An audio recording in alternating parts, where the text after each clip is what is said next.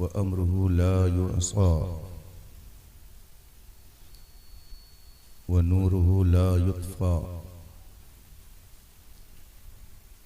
व लुत्फ़ुहु ला युख़्फ़ा अल्लज़ी ख़लक़ल बहरा लिमूसा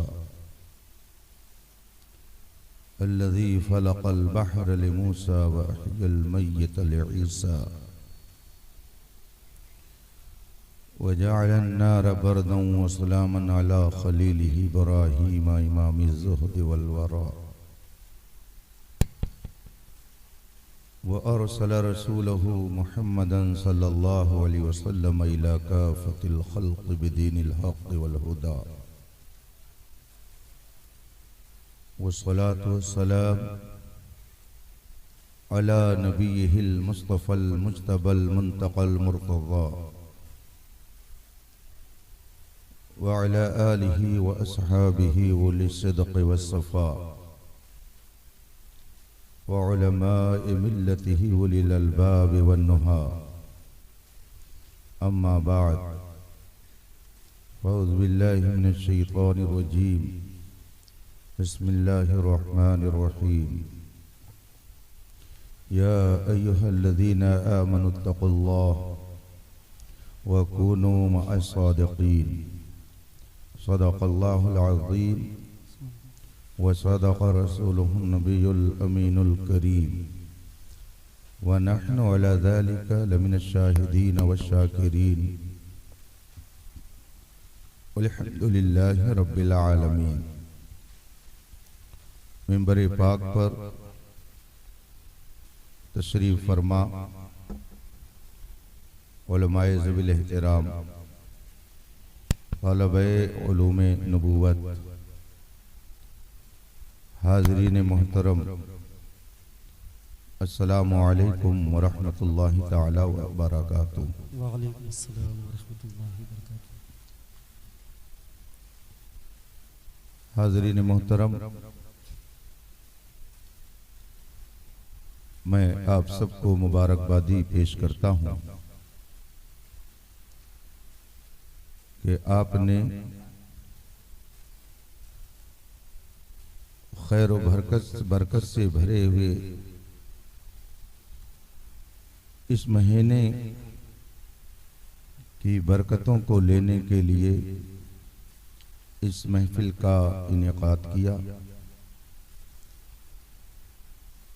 माह रबीउन नूर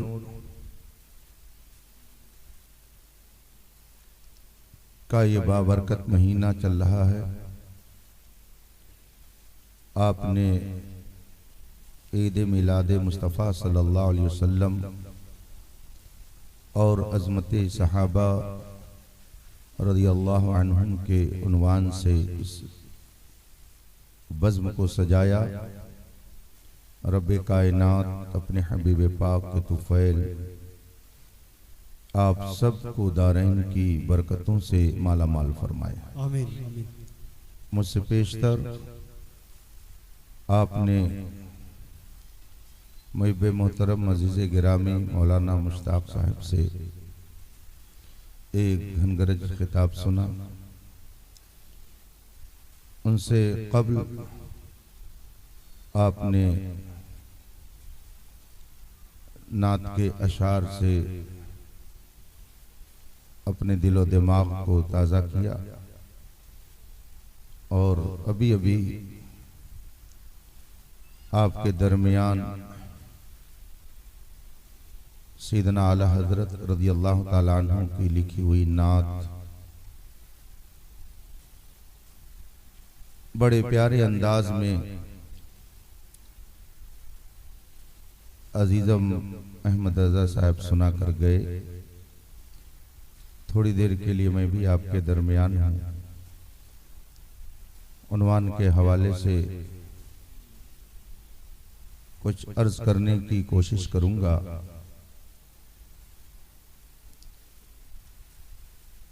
उलमाए किराम ने आपकी हौसला अफजाई फरमाई और वो बज़्म नूर में तशरीफ़ फरमा है। शहर में उमूमन लोग पढ़े लिखे माने जाते हैं। अहले इल्म के दरमियान संजीदगी के साथ अपनी बात को रखते हुए अच्छा भी लगता है। मैं कुछ देर आपसे इसी संजीदा माहौल में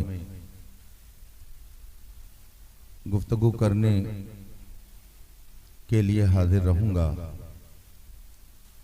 मगर आइए सबसे पहले मुस्तफ़ा जाने रहमत सरवरी कायनात फ़ख्र मौजूदात सबबे कायनात खुलासे कायनात मुस्तफ़ा जाने रहमत सल्लल्लाहु अलैहि वसल्लम की बारगाह नाज में दुरूद व सलाम का नजरान अक़ीदत पेश करें और पढ़ें। अल्लाहुम्मा सल्ली अला सय्यदना व मौलाना मुहम्मद मादिल जूद वल करम व आलिहि किराम अजमईन। अगर कोई साहब वीडियो बना रहे हों तो मेरी उनसे गुजारिश है कि वो बंद कर लेंगे। उसके जवाब वो सवाल के जिम्मेदार वो खुद होंगे। चूंकि मैं हिंदुस्तान के बाहर भी अगर जाता हूं तो तकरीर के दौरान इस चीज़ को सख्त नागवार समझता हूं। इसलिए अगर कोई साहब रिकॉर्ड करना चाहें तो वो मेरी आवाज़ को रिकॉर्ड करें, इसलिए कि तबलीग चेहरे से नहीं होती है, आवाज़ से होती है। अगर मैं पूरी रात यहाँ खामोशी से बैठा रहूं और एक लफ्ज़ न बोलूं तो आपको कुछ भी फ़ायदा नहीं पहुँचेगा। और आप मुझे न देखें और मेरी गुफ्तगू सुने तो बहुत कुछ आपको फ़ायदा पहुँच सकता है। इसलिए असल फ़ायदे की चीज़ आवाज़ है, आप उसे रिकॉर्ड करें। दरूद पाक पढ़ने अल्लाहुम्मा सल्ली अला सय्यदना व मौलाना मुहम्मद मादिल जूद वल करम व आलिहि किराम अजमईन। आप हज़रात ने ईद मिलाद मुस्तफ़ा सल्लल्लाहु अलैहि वसल्लम की इस महफिल को सजाया है। होना भी चाहिए, इसलिए कि महफिल मिलाद का इनेकाद मोहब्बत की निशानी है। फरमाया गया मन अहब्ब शैअन अक्सर ज़िक्रा, जो किसी से मोहब्बत करेगा वो उसका जिक्र ज्यादा करेगा। महफिल मिलाद में रसूल पाक सल्लल्लाहु अलैहि वसल्लम के कमालात, आपके औसाफ, आपके फजाइल, आपकी खूबियां बताई जाती हैं। आपका दर्जा, आपका मकाम, आपका रुतबा, आपकी तालीमात, आपका पैगाम कौम को सुनाया जाता है। महफिल मिलाद मुनाकिद करके अपने नबी की मोहब्बत का इजहार किया जाता है। इसीलिए सदियों से पूरी दुनिया के अंदर 12 रबीउल अव्वल शरीफ के मौके पर इजलास भी होता है, जुलूस भी निकाला जाता है, महफिल मिलाद भी मुनाकिद होती है, बड़े बड़े जलसे भी होते हैं। ये ईमान की अलामत है। आदमी जिसकी खाता है उसकी गाता है। हम नबी की खाते हैं तो नबी की गाते हैं। हम ही नहीं बल्कि पूरी कायनात नबी का सदका खाती है। यह और बात है कि कोई खाने के बाद एहसान को मानता है और कोई एहसान फरामोशी करता है। कोई वफादारी का इजहार करता है और कोई गद्दारी का रवैया इख्तियार करता है। खाते सब हैं रसूल पाक का। इमाम अहले सुन्नत रज़ियल्लाहु ताला अन्हु ने अपने एक शेर में फरमाया, ला व रब्बिल अर्श, जिसको जो मिला उनसे मिला, बढ़ती है कौनैन में नेमत रसूलुल्लाह। बुखारी शरीफ की हदीस है, सैयदना इमाम बुखारी रज़ियल्लाहु ताला अन्हु ने फरमाया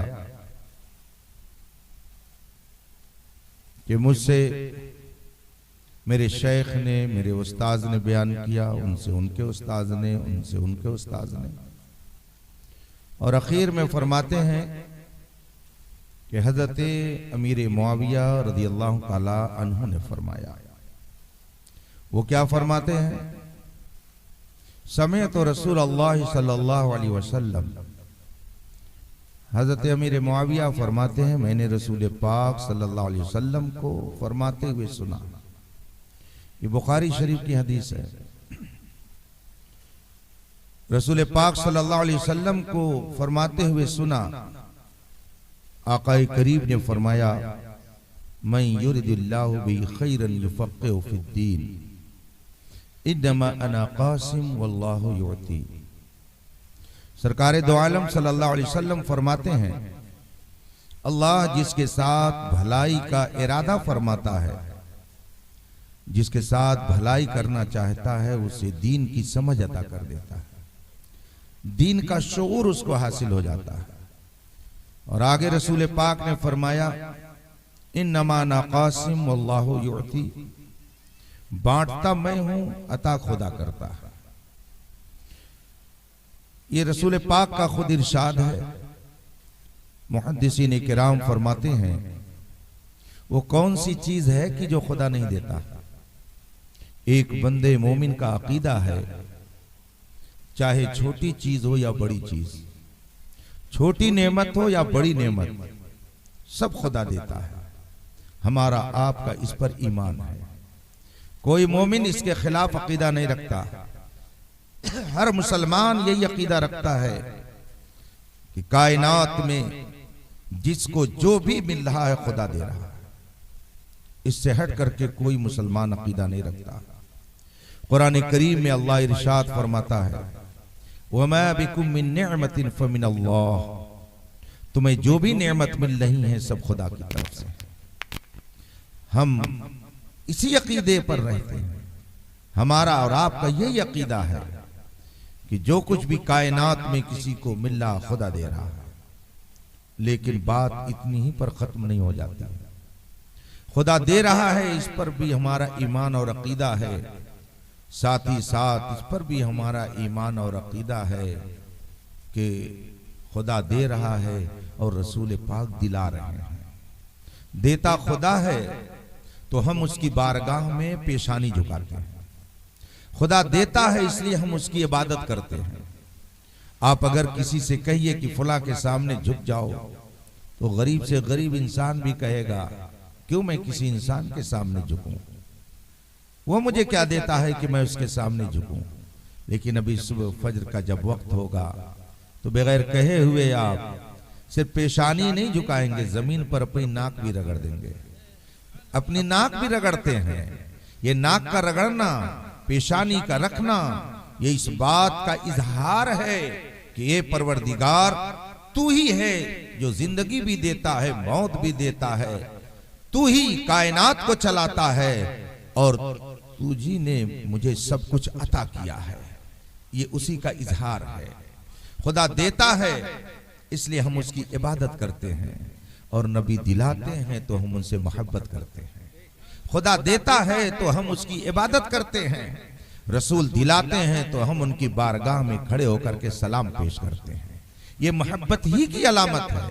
हम में से अक्सर वो लोग हैं जिन्होंने मदीने तैयबा देखा नहीं है, जो वहां गए नहीं हैं, लेकिन उनको उलमा ने ये बता दिया है कि खाने काबा इधर है, तो थोड़ा उत्तर की तरफ अगर तुम रख करोगे तो महबूब का घर इधर है। इधर खाने काबा है और इधर मदीने तैयबा और गुंबदे खजरा है। हम में से अक्सर ने गुंबदे खजरा को मदीने तैयबा में जाके देखा नहीं है, बस उनको इतना मालूम है कि महबूब का घर इधर है। मुस्तफ़ा का मकान इधर है, गुंबदे खजरा इधर है। तो जो ही आदमी ने खुदा की इबादत की, नमाज पढ़ी, अपनी पेशानी को काबा की तरफ झुकाया, अपने आप को खाने काबा के सामने मुतवज्जे करके रब की इबादत की, और जो ही अस्सलामु अलैकुम कह करके फारिग हुआ, दुआ मांगी, तो फौरन उसका तसव्वुर होता है, ए मौला, हमने इबादत का ये तरीका भी अगर हासिल किया है तो तेरे महबूब के जरिया हासिल किया है।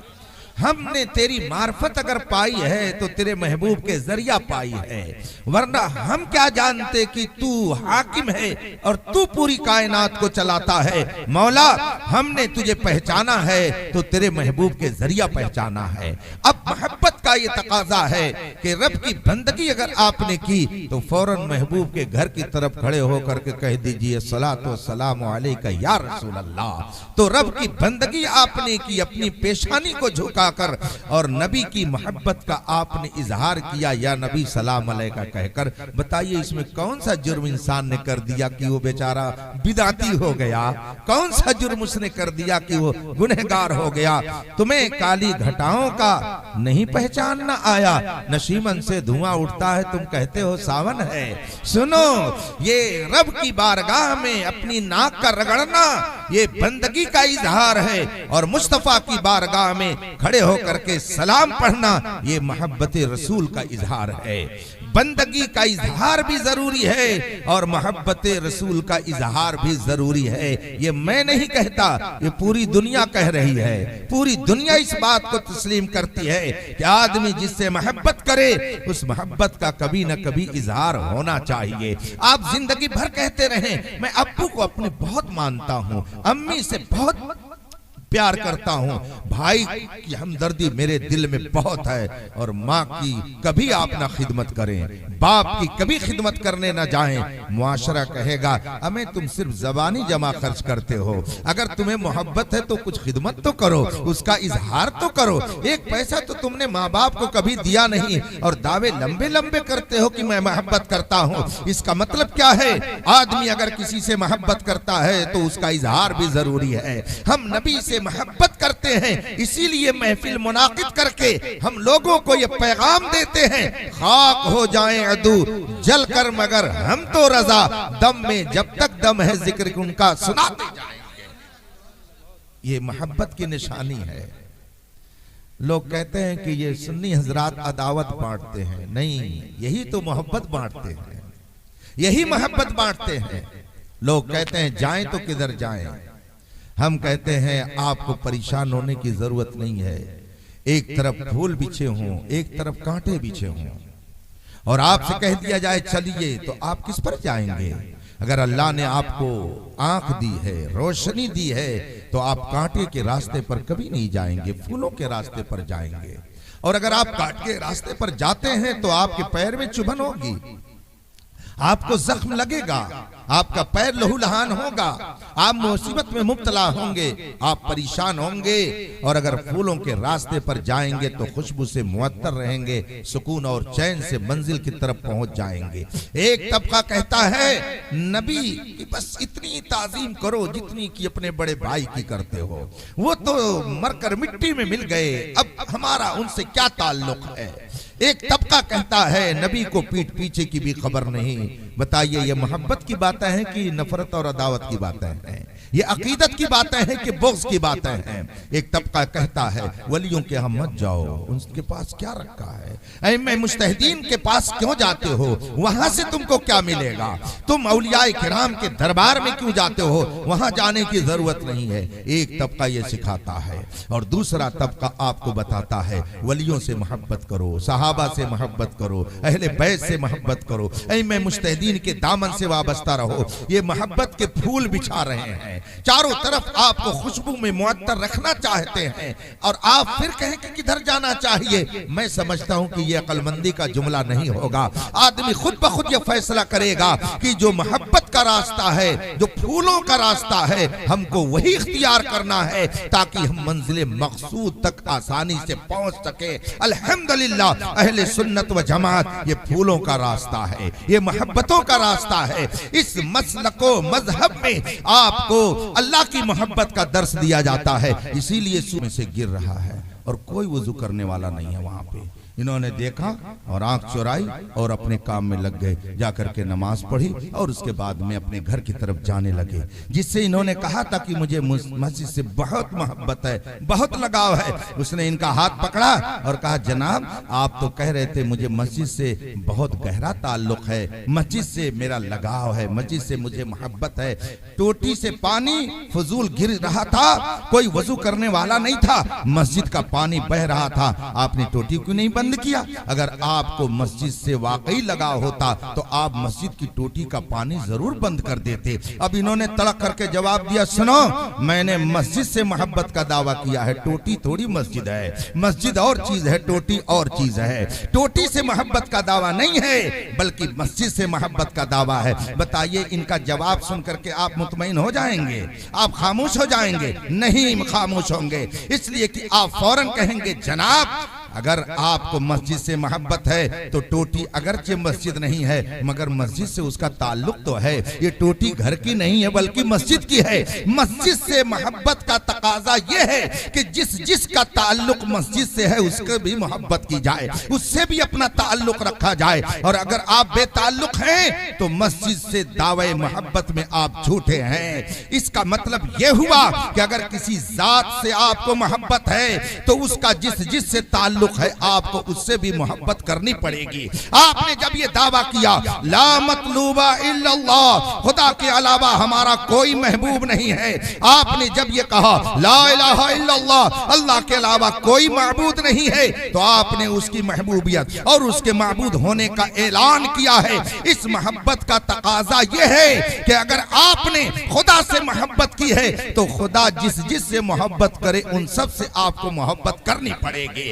खुदा जिससे ताल्लुक रखता है उससे आपको ताल्लुक रखना पड़ेगा। और अगर आप कहते हैं नहीं मैं तो सिर्फ खुदा से मांगूंगा और किसी से नहीं, किसी नबी के दर पे जाने की जरूरत नहीं है, तो सुन लीजिए बखुदा खुदा का यही है दर, नहीं और कोई मफर मकर, जो वहां से हो यहीं आके हो, जो यहाँ नहीं तो वहां नहीं। इसका मतलब है कि खुदा तक वही पहुंचेगा जो खुदा वालों तक पहुंचेगा। पहले खुदा वालों तक पहुंचिए फिर उनके जरिए से खुदा तक पहुंचा जा सकता है। हम अगर किसी शख्सियत को मानते हैं तो सिर्फ इस बुनियाद पर मानते हैं कि वह हमें खुदा तक पहुंचाता है। महबूबे हकीकी हमारा खुदा है और खुदा के महबूब मेरे मुस्तफा हैं, खुदा के महबूब अंबिया हैं, खुदा के महबूब औलिया हैं, खुदा के महबूब सहाबा हैं, खुदा के महबूब अहले बैत हैं, खुदा के महबूब अइमे मुज्तहिदीन हैं, खुदा के महबूब उलमाए किराम हैं। इसीलिए अगर कोई अमेरिका और इंग्लैंड से नबी बन करके आता है तो हम उसको पैरों की ठोकरों पर उड़ाते हैं। क्या आप नहीं देखते कि एक शख्स कहता है मैं नबी हूं, लोगों ने पता लगाया ये कहां से बन के आया, पता चला बरतानिया ने इसको बनाया। क्या नाम उसका है? मिर्जा गुलाम अहमद कादियानी। इसने नबूवत का दावा किया। इस वक्त हिंदुस्तान में लाखों की तादाद में उसके फॉलोअर पाए जा रहे हैं मगर हम उसे मुसलमान मानने के लिए नहीं तैयार हैं। क्यों? इसलिए कि वो नबी होने का दावा तो कर रहा है मगर खुदा की तरफ से नहीं आया है बल्कि बरतानिया की तरफ से आया है। तो अगर कोई नबी होने का दावा करे और खुदा की तरफ से ना हो तो जब हम उसे नहीं मानते हैं तो आज अगर कोई ये कहे कि हमको किसी की जरूरत नहीं है तो यकीन जानिए कि वो हमारी नजरों में कभी जच नहीं सकता है। जो खुदा तक पहुंचाए और खुदा की तरफ से आया हो हम उसी को अपने दिल में जगह देते हैं। हम किसी सहाबी को बहैसियत शख्स नहीं मानते हैं बल्कि इसलिए मानते हैं कि मेरे मुस्तफा ने उनसे मोहब्बत की है, रसूल पाक ने उनसे मोहब्बत का दर्स दिया है। हम अहले बैत को इसलिए अपनी मोहब्बतों का मरकज बनाते हैं कि मुस्तफा जान रहमत ने उनसे मोहब्बत का ऐलान किया है। तो अब जिसका ताल्लुक खुदा से होगा हम उन सब से मोहब्बत करेंगे। और अगर कोई कहता है नहीं फला से नहीं फला से नहीं तो इसका मतलब है कि वो तफरीक कर रहा है, वो इख्तिलाफ कर रहा है, वो हमारे दरमियान इंतशार पैदा कर रहा है। हम अगर किसी शख्स को मानते हैं तो सिर्फ इस बुनियाद पर कि अल्लाह ने उसके मानने का हमें हुक्म दिया है। मस्जिद से अगर मोहब्बत है तो मस्जिद की तमाम चीज़ों से मोहब्बत होगी, सबसे ताल्लुक होगा। और अगर खुदा से मोहब्बत है तो खुदा से जिसका ताल्लुक है हमको उन सब से ताल्लुक रखना पड़ेगा। इसीलिए हम अंबियाए किराम को मानते हैं, इसीलिए हम औलियाए किराम को मानते हैं। खुदा देता है तो हम उसकी इबादत करते हैं, रसूल दिलाते हैं तो हम उनसे मोहब्बत करते हैं। खुदा ने दिया, इस पर हमारा ईमान, जर्रे जर्रे का देने वाला खुदा है। अब आप कहेंगे कि ख्वाजा गरीब नवाज के यहाँ क्यों जाते हैं? मुझे इस पर एक वाकया याद आ गया, बात लंबी हो जाएगी, हालांकि मैं जल्दी समेट करके आपके दरमियान से रुखसत होना चाहता हूँ कि चौचा शरीफ के एक बहुत बड़े बुजुर्ग गुजरे हैं, हजरत सैयदना अली हुसैन अशरफी मियाँ रहमतुल्लाह ताला अलैह। वो एक मरतबा तशरीफ ले गए रामपुर इलाके में। नवाबे रामपुर, उसकी शोहरत बहुत ज्यादा थी, वो उलमा की कदरदानी करता था, उलमा से बहुत मोहब्बत करता था। उसे पता चला कि छोचा शरीफ के फला बुजुर्ग आए हुए हैं। उसने पैगाम भेजा, हजरत मेरे घर तशरीफ ले आइए। चुनांचे हजरत उसके दर दौलत पे पहुंचे। तख्त लगा हुआ था, नवाबे रामपुर ने उस तख्त पर हजरत को बिठा दिया और इत्तेफाक से गर्मी का मौसम था उस जमाने में, इस तरह से पंखे रही राइश थे, वहां पर हाथ से पंखा झल करके हवा दी जाती थी।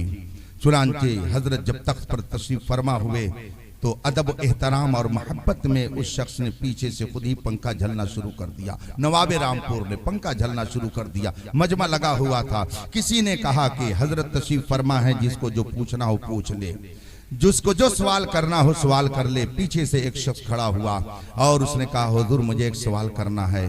आपने फरमाया क्या सवाल है?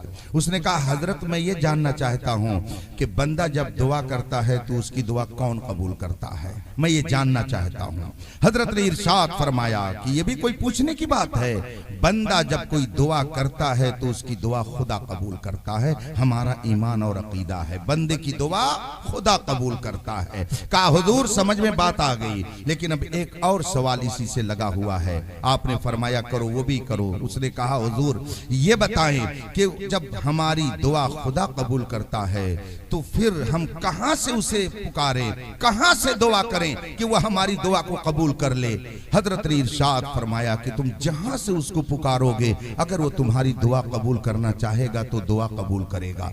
जाहिर सी बात है, हमारा ईमान है वो मकान और मकीन से पाक है, जमान और जमीन से पाक है। उसको इंसान जहां से पुकारे, वो अगर चाहे तो अपने बंदे की मदद वहीं से वो करेगा। खुदावंद कुद्दूस के लिए कोई शय मुश्किल नहीं है। कायनात के किसी गोशे से बंदा उसे पुकारे।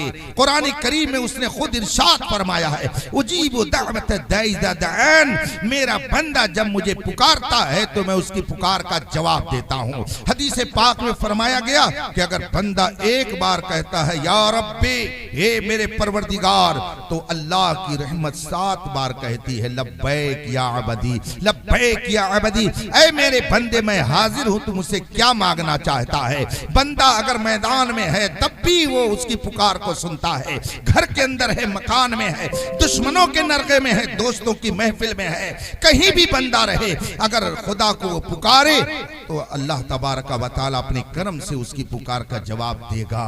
हजरत ने फरमाया बंदा कहीं से पुकारे, अगर खुदा चाहे तो उसकी पुकार पर उसका जवाब देगा और उसकी फरियाद को पूरी फरमाएगा। जब दूसरा सवाल कर चुका, हजरत ने जवाब दिया, तो अब उसने तीसरा सवाल किया। कहा हुजूर ये दोनों बात समझ में आ गई कि बंदे की दुआ खुदा कबूल करता है और जहां से उसे पुकारा जाए वो बंदे की दुआ को अगर कबूल करना चाहे तो कर लेगा।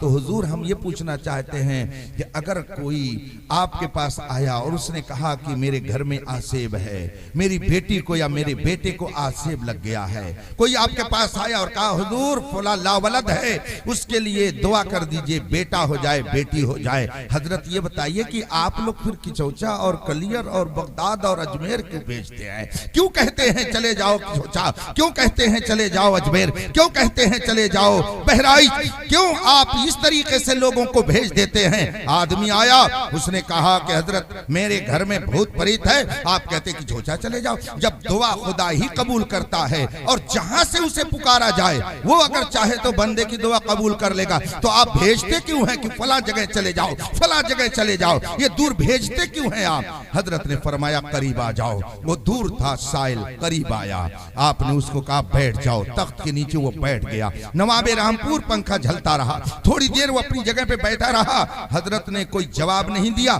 और फरमाया कि जाओ तुम अपनी जगह पे बैठ जाओ। वो फिर पीछे चला गया। नवाबे रामपुर बदस्तूर पंखा झल रहा है। पीछे से उसने फिर इंतजार किया कि अब कोई जवाब आए, अब कोई जवाब आए। हजरत ने कुछ देर के बाद फरमाया साहिल किधर है? उसने कहा जी हजरत हाजिर हूं। कहा इधर आ जाओ। करीब आ गया। अब जब करीब आकर के बैठा तो हजरत ने उससे फरमाया ये बताओ कि तुम अभी मेरे पास आके बैठे तब तुझे पंखे की हवा मिल रही है या वहां थे तब तुझे पंखे की हवा मिल रही थी? उसने कहा नहीं हजरत, यहाँ जब बैठे तो पंखे की हवा हमको मिलने लगी और वहां जब थे तो हमें पंखे की हवा नहीं मिल रही थी। उसने जब ये जवाब दिया हजरत सिद्दीना अली हुसैन अशरफी मियां रहमतुल्लाह ताला अलैह ने अब नवाबे रामपुर से पूछा नवाब साहब ये बताइए कि आप पंखे की हवा इसे दे रहे हैं कि मुझे दे रहे हैं? पंखा इसे झल रहे हैं कि मुझे झल रहे हैं? उसने कहा हुजूर इसकी क्या हैसियत है कि मैं इसको पंखा झलूं? इस जैसे तो न जाने कितने नौकर चाकर खुद ही मेरे यहाँ मौजूद हैं जो मुझे पंखा झलते। सरकार मैं तो आपको पंखा झल रहा हूँ, आपकी ताज़ीम आपके एहतराम में मैं पंखा झल रहा हूँ, वरना इसकी क्या हैसियत है कि मैं इसे पंखा झलूं? मैं इसे पंखे की हवा नहीं दे रहा बल्कि आपके लिए मैं पंखा झल रहा हूँ। जब नवाबे रामपुर ने यह जवाब दिया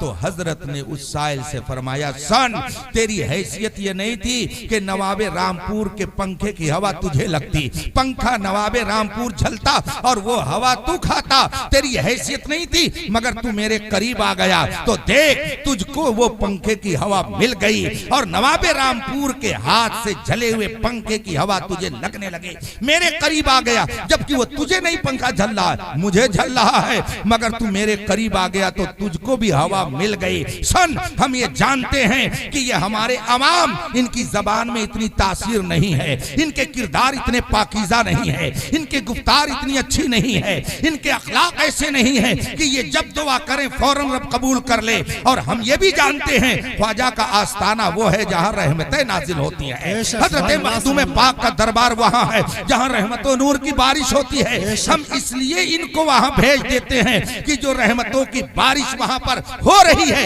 ये पहुँच जाएंगे तो उसका कुछ छींटा इन्हें भी मिल जाएगा। इसलिए हम वलियों से मोहब्बत करते हैं कि रब्बे कदीर उन पर खुसूसी करम नाजिल फरमाता है। उनसे मोहब्बत के सदक़े में अल्लाह हमें भी रहमतों से नवाज दिया। नारे तकबीर, नारे तकबीर, नारे रिसालत, फैज़ाने औलियाए कराम, नारे तकबीर। हम नौजवान कमेटी मिलादे मुस्तफ़ा मनाते हैं तो हमारा इस बात पर यकीन है कि दिया है खुदा ने जिंदगी मगर दिलाई है मुस्तफ़ा ने। बेशक बेशक है उन्हीं के दम कदम से बाग़े आलम में बहार, वो न थे आलम न था गर वो न हो आलम न हो। इस कायनात में जितनी रंगीन आप देख रहे हैं ये सब मेरे मुस्तफ़ा के सदक़े में है। सारी बहार रसूल पाक के सदक़े में है। और रसूल पाक सल्लल्लाहु अलैहि वसल्लम ने जिन जिन से बहार को वाबस्ता कर दिया, जिन पर निगाहे करम फरमा दी वो भी पुरबहार हो गए। अजमत सहाबा का आपने उन्वान भी रखा है अपने जलसे के अंदर। मैंने मिलादे मुस्तफ़ा के हवाले से अजमत मुस्तफ़ा के लिए ये चंद जुमले नजराने अकीदत के तौर पर इसलिए पेश कर दिया कि नबी की बारगाह में तारीफ के जुमले अगर कबूल हो गए तो इंशाअल्लाह यहाँ भी इंसान सुरखरू रहेगा और वहाँ भी सुरखरू रहेगा। और फिर तारीफ अल्हम्दुलिल्लाह हम तो तारीफ इसलिए करते हैं ताकि हमारा दिलो दिमाग ताजा हो जाए। मेरे नबी को किसी की तारीफ की जरूरत नहीं है। अगर पूरी दुनिया खुदा की खुदाई से मुनकिर हो जाए और कहे मैं खुदा को नहीं मानती, पूरी दुनिया खुदा की इबादत से बरगश्ता हो जाए, क्या उसकी खुदाई में कोई फर्क पड़ सकता है? क्या कोई फर्क पड़ेगा? ऐसा नहीं है। उसकी खुदाई में कोई फर्क नहीं पड़ेगा, उसकी अजमत में कोई फर्क नहीं पड़ेगा। पूरी दुनिया उसको खुदा मानने से इनकार कर दे, वो खुदा है और खुदा रहेगा। बिल्कुल इसी तरीके से अगर पूरी दुनिया मुस्तफा के रसूल होने से इनकार कर दे तो तू घटाए से किसी के न घटा है न घटे, जब बढ़ाए तुझे अल्लाह ताला तेरा। याद रखिए मैं ये जुमला अर्ज कर रहा हूं, हमारा मजहब कभी खतरे में नहीं था। हमारा धर्म हमारा मजहब कभी खतरे में नहीं। इस्लाम कभी खतरे में नहीं। इस्लाम क्या खतरे में रहेगा? हो सकता है किसी का धर्म किसी का मजहब खतरे में हो। के टरिश्ती थे, जब उन्हें मालूम हुआ कि अब्राह बादशाह मेरे ऊँटों को भी लेकर के चला गया तो आप उसके पास गए, दरबार उसका लगा हुआ था, फौज लेकर आया था खाने काबा पर हमला करने के लिए, खाने काबा को तहस नहस करने के लिए आया था। हजरत अब्दुल मुत्तलिब बहुत बोल्ड थे, बहुत बावसन थे। देखा वो मुतासिर हो गया, तख्त पर वो बैठा हुआ था, नीचे उतर गया और वहीं बैठाया हजरत अब्दुल मुत्तलिब को। फरमाया कौन? उसने कहा कौन? आपने फरमाया मैं फलां, खाने काबा का मुतवल्ली, मक्का का सरदार। कैसे आना हुआ? कहा मैंने सुना है कि आप मेरे कुछ ऊँट लेकर चले आए हैं। कहा तुम्हारे ऊँट? कहा क्या चाहते हो? कहा मेरा ऊँट मुझे वापस कर दो। अब रहा बादशाह ने कहा कि मैंने आपको देख करके तो बहुत आपका रूप अपने दिल में जमा लिया था, आपको देख करके मैं बहुत मुतासिर हुआ था, आपका डील ढोल, आपका नक्शा, आपका चेहरा, आपका रूप दबदबा देख करके मैं बहुत मुतासिर हुआ था, लेकिन आपकी बात सुन करके वो सब निकल गया जहन से। कहा क्यों? कहा मैं समझता था कि आप बहुत होशियार हैं, बहुत दूर अंदेश हैं, बहुत बड़े मुफक्किर हैं, मुदब्बिर हैं, लेकिन आप तो बहुत बेवजन लग रहे हैं। हजरत अब्दुल मुत्तलिब ने फरमाया क्यों? कहा बताइए, आप खाने काबा के मुतवल्ली हैं, मैं खाने काबा पर हमला करने के लिए आया, खाने काबा को बर्बाद करने के लिए आया, खाने काबा पर कब्जा करने के लिए आया, खाने काबा को तोड़ने के लिए आया हूं। आपको उसकी फिक्र नहीं है, अपने ऊंट की फिक्र है। मैं तो समझ रहा था कि आप बात करेंगे कि खाने काबा पर आप अटैक मत करो, सुलहनामा हो जाए, लिख लिया जाए, सुलह हो जाए, लेकिन आप तो अपने ऊंट की बात कर रहे हैं। हजरत अब्दुल मुत्तलिब ने कितनी तारीखी बात फरमाई थी। इरशाद फरमाया था कि सुनो, बात यह है कि ऊंटों का मालिक मैं हूं, इसलिए मुझे उसकी फिक्र है। खाने काबा का जो मालिक है वो खुद उसकी हिफाजत करेगा। हम इस्लाम की क्या हिफाजत करेंगे? कुरान करीम में अल्लाह ने कहीं नहीं फरमाया है कू अल इस्लाम, इस्लाम को बचाओ, कहीं नहीं है, बल्कि कुरान ने एक जगह फरमाया ला तमुन्नु अलैया इस्लामकुम बलिल्लाहु यमुन्नु अलैकुम अन हदाकुम लिल ईमान। अल्लाह के रसूल से अल्लाह फरमाता है, ऐ मेरे महबूब ऐलान कर दो, कुल ऐलान कर दो, ला तमुन्नु अलैया इस्लामकुम, अपने मुसलमान होने का मुझ पर एहसान मत जतलाओ। कोई ये ना कहे कि हम नबी का कलमा पढ़ते हैं तो नबी पर एहसान है, कोई ये ना कहे कि हम अल्लाह की नमाज पढ़ते हैं तो अल्लाह पर एहसान है। कुरान कहता है ला तमुन्नु अलैया इस्लामकुम, अपने मुसलमान होने का मुझ पर एहसान मत जतलाओ, बलिल्लाहु यमुन्नु अलैकुम अन हदाकुम लिल ईमान, बल्कि ये अल्लाह का एहसान है कि उसने हमारे दिल में ईमान की दौलत रखी है। तो ये हमारा एहसान नहीं है कि हम मुसलमान हैं, ये रब का एहसान है, मुस्तफा की इनायत है कि उन्होंने हमें अपने दामन में पनाह दे रखी है। ये उनका करम है कि हम उनका कलमा पढ़ते हैं, हमारा एहसान नहीं है कि हम नबी का कलमा पढ़ते हैं। तो हमारा मजहब कभी खतरे में नहीं था, इसलिए कि इस मजहब को किसी इंसान ने नहीं बनाया है, खुदा ने भेजा है, खुदा का कानून है, खुदा बाकी, उसका कानून बाकी है। हम तो इस्लाम इसलिए मानते हैं कि हम अपने आप को बचाएं। किससे बचाएं?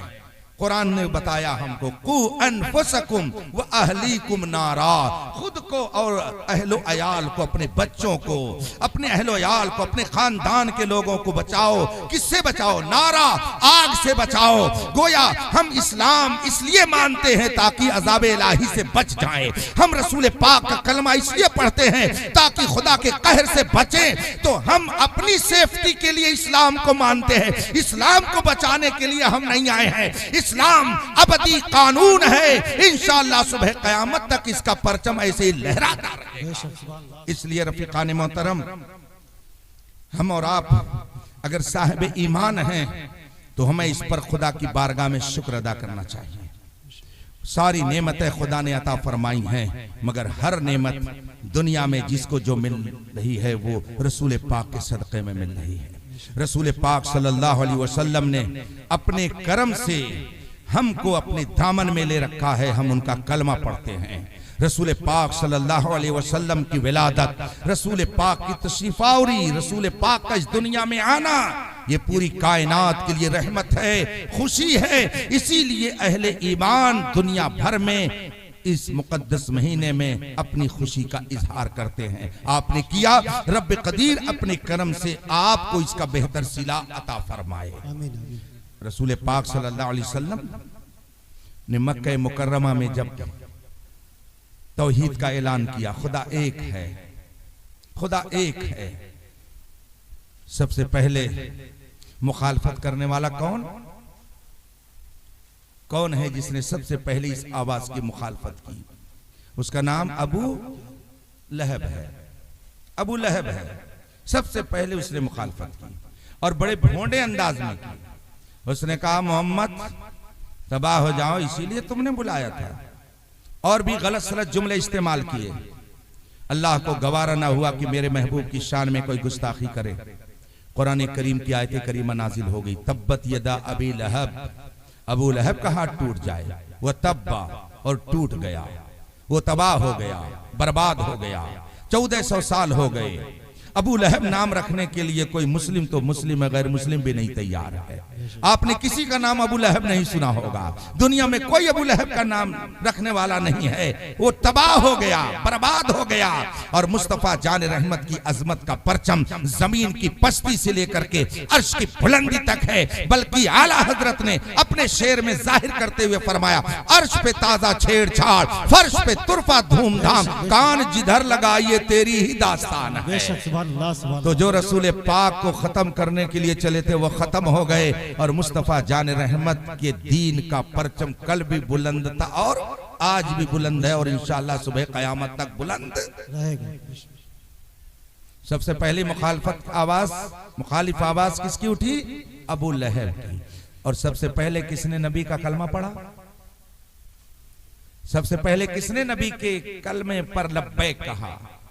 कौन है वो जिसने रसूल पाक सल्लल्लाहु अलैहि वसल्लम पर ईमान लाने की दौलत सबसे पहले हासिल की? कौन सी शख्सियत है? इसमें तारीख अलग अलग अंदाज से बात करती है। एक रिवायत में आता है कि सबसे पहले हजरत सीदना सिद्दीक अकबर ने इस्लाम कबूल किया। एक रिवायत में आता है कि आपकी ज़ौजे मोहतरमा उम्मुल मोमिनीन हजरत खदीजा रज़ियल्लाहु ताला अन्हा ने सबसे पहले इस्लाम कबूल किया। और एक रिवायत में आता है कि सबसे पहले हजरत अली रज़ियल्लाहु ताला अन्हु ने इस्लाम कबूल किया।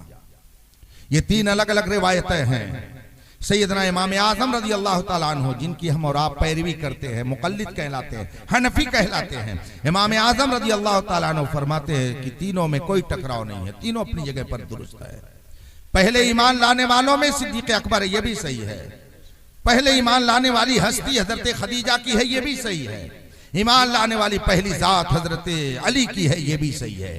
अब कैसे सही है? सैयदना इमाम आज़म रज़ियल्लाहु ताला अन्हु फरमाते हैं कि तीनों अपनी अपनी जगह पे सही कि पहले ये भी ईमान लाए, पहले ये ईमान लाए, पहले ये ईमान लाए। इमाम आज़म फरमाते हैं कि जहां पर तारीख में ये लिखा हुआ है कि सिद्दीक़ अकबर ने सबसे पहले इस्लाम कबूल किया, उसका मतलब यह है कि मर्दों में सबसे पहले सिद्दीक़ अकबर ने इस्लाम कबूल किया। जहां पर यह है कि हजरत खदीजा ने सबसे पहले इस्लाम कबूल किया, उसका मतलब यह है कि औरतों में सबसे पहले हजरत खदीजा ने इस्लाम कबूल किया। और जहां पर यह है कि हजरत अली ने सबसे पहले इस्लाम कबूल किया, उसका मतलब यह है कि बच्चों में सबसे पहले हजरत अली ने इस्लाम कबूल किया। लिहाजा तीनों अपनी जगह पर दुरुस्त है। सबसे पहले सिद्दीक़ अकबर, ये भी सही। सबसे पहले खदीजा, ये भी सही। सबसे पहले हजरत अली, ये भी सही। और जिसने इस्लाम कबूल किया उसको इस्तिलाह शरीयत में सहाबी कहा जाता है। तो सबसे पहले सहाबी हजरत सैयदना सिद्दीक़ अकबर है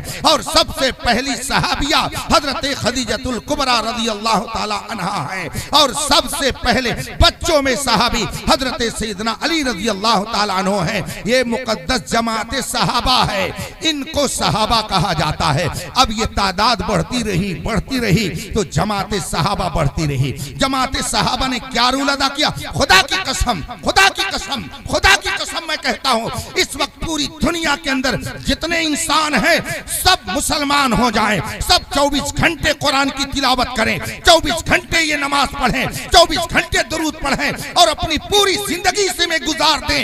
इन सारे लोगों की नेकियों को एक पल्ले पे रख दो और एक सहाबी की नेकी को एक पल्ले पर रख दो तो सहाबी का दर्जा बुलंद ही रहेगा। ये दुनिया वाले कभी उसका मुकाबला नहीं। नारे तकबीर, नारे तकबीर, नारे रिसालत, अज़मते सहाबे किराम, नारे तकबीर, नारे रिसालत। रसूल पाक पर ईमान लाने वाली पहली जमात मुक़द्दस जमात है सहाबा की। हम आप क्या कुर्बानी दे सकते हैं? हम और आप क्या इज़हार पेश कर सकते हैं? हमसे अगर कहा जाता है कोई अपने ऊपर न ले, मैं मिसाल में ये बात कह रहा हूँ। हमसे अगर कहा गया हजरत फला रसूल पाक का गुस्ताख है, आपका रिश्तेदार है, आप शादी में उसको मत बुलाइएगा। आप कहते हैं क्या बताएं यार, बहुत सगा रिश्ता है, साला है मेरा, चचा है मेरा, मेरे रिश्तों में बहुत करीबी रिश्ता, उसका कई एक एहसान मेरे ऊपर है, क्या बताएं, वो मेरा बहुत ही चहेता भतीजा है, अगरचे बदअकीदा है, लेकिन कैसे शादी में छोड़ दें, कैसे उसको इनवाइट न करें, कैसे उसे दावत न दे। हमारे ईमान का ये मियार है। और सहाबा की क्या शान थी, एक तरफ बाप है, एक तरफ बेटा है, एक तरफ बेटी है, एक तरफ बहू है, एक तरफ भाई है, एक तरफ बहन है, ऐसा आलम था। हजरत सैयदना सिद्दीक अकबर रज़ियल्लाहु ताला अन्हु का वाक़या आपने सुना होगा। उनके बेटे हजरत अब्दुल रहमान हैं जो बाद में मुसलमान हुए। जंग बद्र में वो आए हुए थे मक्के वालों की तरफ से लड़ने के लिए, रसूल पाक का खात्मा करने के लिए आए थे, मगर अल्लाह ने दौलत ईमान उन्हें अता फरमाई। बेटे बाद में मुसलमान हुए, सिद्दीक अकबर पहले मुसलमान हो गए। अब बाद में दोनों बैठ करके बाप बेटे पुराने जमाने की बातें दोहराने लगे। हजरत अब्दुल रहमान फरमाते हैं, अब्बा जान फलां जंग में आप मेरे निशाने पर कई बार आए थे, आप मुसलमानों की तरफ से थे, मैं उधर से था, और कई बार आप मेरे निशाने पर आए, लेकिन मैंने सोचा कि छोड़ दो, मेरे बाप हैं, छोड़ दो, मेरे बाप हैं, इसलिए मैंने आपके ऊपर तलवार नहीं चलाई। सैयदना सिद्दीक अकबर फरमाते हैं, खुदा की कसम हे अब्दुल रहमान, वो तेरा कुफ्र था कि जहां पर मोहब्बत बाप आड़े आ रही थी, अगर तू मेरे निशाने पर आता तो मैं ये नहीं समझता कि तू मेरा बेटा है, मैं ये समझता मेरे नबी का दुश्मन है। मैं फौरन तेरे सर को कलम कर देता और मैं बता देता कि मैं बेटे का रिश्ता बाद में जानता हूँ, मुस्तफा का रिश्ता पहले का। बेशक सुभान अल्लाह सुभान अल्लाह। हमें से कौन एक कर पाएगा। हजरत उम्मे हबीबा हमारी और आपकी माँ है, पूरी कायनात के मोमिनों की माँ है। रसूल पाक की जितनी अज़वाज मुतहरात हैं वो पूरी दुनिया के मोमिनों की माँ है, उम्मे हबीबा है। ये उम्मे हबीबा मक्के से मदीने आई रसूल पाक के साथ में, और इनके वालिद उस वक्त मुसलमान नहीं हुए थे, काफिर थे, अभी इस्लाम नहीं लाए हुए थे। हजरत उम्मे हबीबा रज़ियल्लाहु ताला अन्हा रसूल पाक के साथ मदीने मुनव्वरा में जलवागर थी, अपने काशाने में बैठी थी, अपने घर में बैठी थी, और देखा कि मेरे वालिद आ रहे हैं। इनके वालिद मक्के से मदीना किसी काम से गए हुए थे, सोचा चल करके अपनी बेटी से मुलाकात कर लें। चुनांचे अबू उम्मे हबीबा के घर उनके वालिद गए, देखा उम्मे हबीबा ने कि मेरे बाप आ रहे हैं। आज जरा किसी बेटी को लाइए तो जरा सामने, कि जिसका बाप बदअकीदा हो और ये रूल अदा करे जो सहाबियात ने किया, जो सहाबा ने किया। उम्मे हबीबा ने देखा कि मेरे बाप आ रहे हैं, बिस्तर बिछा हुआ था, हुजरे में बिस्तर लगा हुआ था, जल्दी से उन्होंने लपेट करके रख दिया, लपेट करके बिस्तर रख दिया। बाप घर के अंदर दाखिल हुए, बेटी ने कहा बैठ जाइए, बाप बैठ गए, मगर बैठते ही फौरन सवाल कर दिया, बेटी अरब का दस्तूर तो ये है कि अगर बिस्तर बिछा होता, बिस्तर कहीं लपेट करके रखा होता है तो उसको फैला दिया जाता है, मैंने देख लिया है, तूने जल्दी जल्दी बिस्तर को समेट करके रख दिया, ये तो बता कि आखिर तूने बिस्तर समेट करके क्यों रखा। अरब का दस्तूर तो यह है कि जब कोई मेहमान आता है तो उसके लिए बिस्तर को समेट करके अगर रखा हुआ तो फैला दिया जाता है, तुमने समेट करके क्यों रख दिया। मैं तेरा बाप मक्के से आ रहा हूँ, मैं क्या तेरा मेहमान नहीं कि तूने बिस्तर को लपेट करके किनारे रख दिया। एक बाप को बेटी जवाब क्या दे रही है, लाओ जरा बेटियों को, लाओ आज की औरतों को, लाओ आज की खवातीन को जिनके अंदर ये ईमानी जज्बा पाया जाता हो कि नबी के दुश्मनों के साथ ये रूल अदा करें। हजरत उम्मे हबीबा फरमाती है, ठीक है बेशक आप मेरे बाप हैं, इससे किसको इनकार है, मैं नहीं इनकार कर सकती हूँ, बेशक आप मेरे बाप, मैं आपकी बेटी। अरब का ये दस्तूर है कि अगर कहीं से कोई मेहमान आता है तो उसके लिए बिस्तर को फैला दिया जाता है, मगर अब्बा जान माजरत चाहते हुए कहती हूँ माफ कीजिएगा, ये बिस्तर वो है जिस पर मेरे मुस्तफा आराम फरमाते हैं, और आप कुफ्र की गंदगी लिए हुए हो, अभी आप इस लायक नहीं हो कि इस बिस्तर पर बैठ सको, इसलिए मैंने इस बिस्तर को समेट करके अलग रख दिया है। जानते हैं वो कौन बेटी है और उसके बाप का नाम क्या है, उसके भाई का नाम क्या है। ये बेटी जो हमारी और आपकी माँ उम्मे हबीबा है, इनके बाप का नाम हजरत अबू सुफियान है और इनके भाई का नाम हजरत अमीर मुआविया है, ये हजरत अमीर मुआविया की बहन है, वो अबू सुफियान की बेटी है, पूरी कायनात के मोमिनों की माँ है। नबी के साथ मोहब्बत का ये जज्बा के बाप की हैसियत नहीं है, हमारी और आपकी नेकियों का क्या मकाम है। आइए जरा सुने। फर्ज कीजिए एक सहाबी रसूल, एक सहाबी मैंने बताया किसे कहते हैं, जिसने ईमान के साथ रसूल पाक को देख लिया, वो सहाबी है। ईमान के साथ देखा सहाबी है। फर्ज कीजिए इस वक्त 12:12 बज रहे हैं, मिसाल के तौर पर एक सहाबी ने अगर 12:30 बजे रसूल पाक को देखा और ईमान ला करके सहाबी हो गया। एक शख्स ने रसूल पाक को देखा, ईमान कबूल कर लिया, रसूल पाक का कलमा पढ़ लिया, सहाबी हो गया। न उसने नमाज पढ़ी, न उसने रोजा रखा, न कोई और नेकी की। 12:30 पर उसने नबी को देख करके इस्लाम कबूल किया और 12:32 पर उसका इंतकाल हो गया।